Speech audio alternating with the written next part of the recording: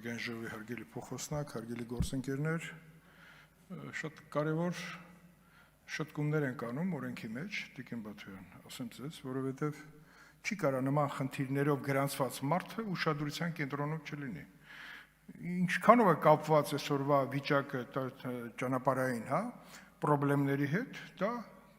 կարա եւ կապված լինի։ Հոգեկան եւ նարկոլոգիական խնդիրներով մարդը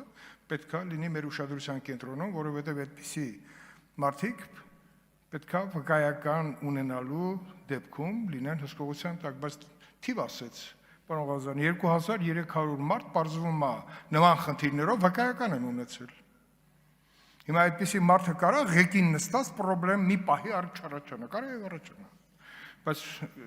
երբ որ ինքը գրանցված է, մենք պետք է լինենք ուշադիր եւ այդ վկայականները տալուց պետքա բացառենք, այդպիսի խնդիրներ ունեցող մարդիկ վկայական ունենալու հնարավորություն։ Ավելին ձեզ ասեմ, վարչարության խստացման մենք եզրին ենք կանգնած, որովհետեւ անդադ խոսում ենք հեռախոսի օգտագործման պատճառով ուշադրությունը շեղելու պարագայում վթարների հնարավորությունը, որը այդպես էլ կա, ամբողջ աշխարհում շատ խիստ է, մեր մոտ շատ լիբերալ ենք մենք։ Երեխաների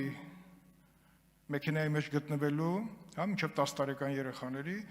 պահանջը մենք այդպես էլ չենք կատարել։ Դա էլ է խնդիր, որ պետք է լուծենք։ Բյուջետային քննարկման ժամանակ պարզվեց 10 երեխա մահացել են ավտովթարներից քարսիտ չունենալու պարագայում։ Ուզում ասեմ, մենք հանձնաժողովում կողմ ենք քվեարկել, մանրամասնակ քննարկվել, ուստի կոչ եմ անում, այս նախաձեռնությունը, որ շատ կարևոր է մեր ճանապարհային անվտանգության խնդիրների լուծման համար, ազգային ժողովը կողմ քվեարկի, շնորհակալություն։